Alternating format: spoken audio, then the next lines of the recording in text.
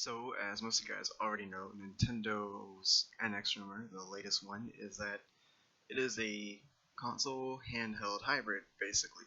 Now, this news isn't or this news, this rumor is not particularly new or anything. It's kind of been floating around for a while, but it's really been taking off as of yesterday. So, let's go ahead and get into it. Honestly, this thing being a console handheld hybrid kind of explains why it's expected to be about as powerful as an Xbox One, even though it's coming out now. Not even now. It's coming out like early 2017, so it's like about 3.5 years after the PS4 and Xbox One, and it's going to be on par with the weaker of the two consoles. That would explain why it's not as powerful. Uh, it's kind of a disappointment, honestly, to say the least, in terms of that. But you gotta think about, you know, where Nintendo's coming from. Like, okay, so this actually is smart for them. This actually makes sense from Nintendo's point of view. Think about it. Nintendo's strong suit has always been its handhelds. Their consoles did good in the past, and then they kind of fell off. Like, I'm not saying the quality of their games or anything like that. I'm just saying, like, as far as hardware sales goes, their consoles has just been like complete hit or miss lately. The Wii was obviously a big success, but 64, GameCube, and now the Wii U is just kind of like all, they have their games, but as far as numbers go, not so great. So their strong suit has always been handhelds. Their handhelds have always done well, even currently now with the smartphone era. Their handheld, the 3DS, is still doing pretty good. And also, in the home country of Japan, handhelds are like everything. People always playing on 3DS. The Vita even does well in Japan. The mobile devices. So this makes sense that Nintendo, a Japanese company, would want their next console to kind of be a hybrid, basically.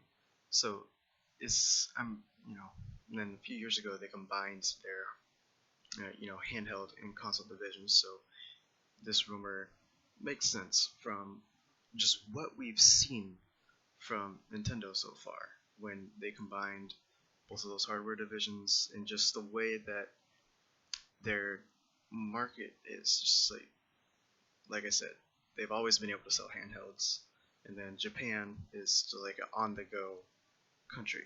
So it just really clicks and makes sense when you think about it like that from that point of view. Now, what I think now personally, I think it's cool.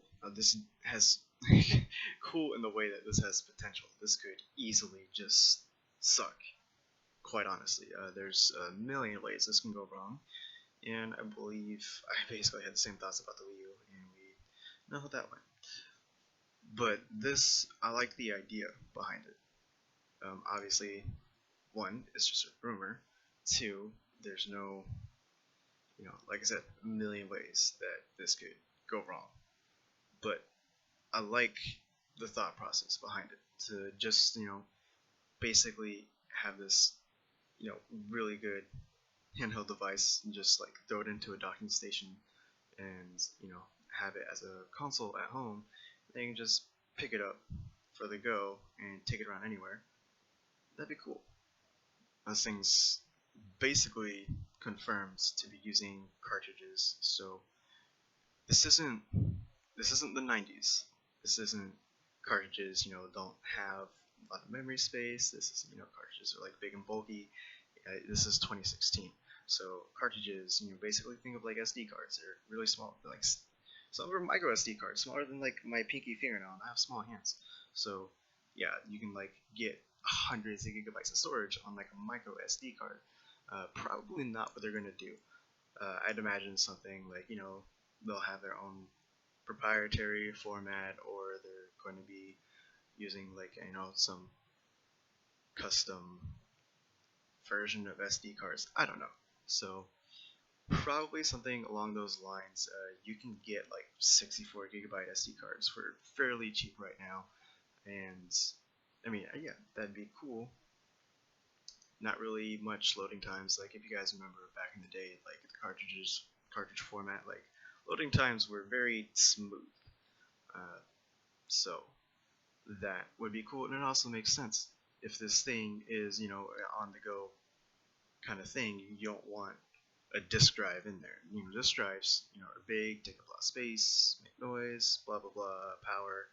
So yeah, like basically from the rumors we've already seen and just like the patterns we've seen from you know the Japan and just the way they game, this these are rumors, but it kind of falls into place. Now, if all of these rumors are true, I'm really not expecting much third-party support from this thing. If all this is true, it doesn't really sound like Nintendo would get much third-party support. Or maybe it'll be like kind of how the Wii U was at the start. It looked like Wii U had like a decent amount of third-party support. Like about, I feel like half of the big third-party releases were coming to the Wii U at the start because the Wii U was kind of catching the tail end of the 360 and PS3 lifespan. And obviously, the Wii U is a more powerful console than those two. If this one comes out, it'll be on like the same level ish as an Xbox One, so maybe we'd get some third-party support. But then, what would we do as soon as the new consoles come out? It would just drop off again. So I'm expecting it would basically go like that. But that would obviously be a bad thing. But this console might be able to actually handle that. I know Nintendo fans are always saying, like, you know what, I buy Nintendo systems for Nintendo games, but Nintendo doesn't need third-party support. And quite frankly, that hasn't been true lately. But this system, since it'll act as both the console and the handheld, they don't have to split development time and developers between handhelds and console versions. They can just focus on one system. So the games from Nintendo will roll out a lot quicker, and then two will probably actually get new IPs when you think about it, because when it comes to the consoles and handhelds, those games that come out on basically both Mario Kart 7, Mario Kart 8, and Smash Bros was in development for both, and then actually developing on 3DS kind of held back the Wii U version, and there's just a bunch of other stuff. So yeah, this thing sounds cool, but I'm cautiously skeptical. Cautiously optimistic. It's like I just made this video the first thing when I woke up. Not the best idea, but you get what I'm saying. You get where I'm coming from. And like, finally, we'd be able to have Monster Hunter on the big screen again. If this is true, thank God. Like, this is I miss playing that game on the big screen. Personally, what I would like to see is, obviously you can take this thing on the go with you, but at home I would like to see probably the docking station provides some extra CPU, GPU power for this thing to use to make it feel more like a console.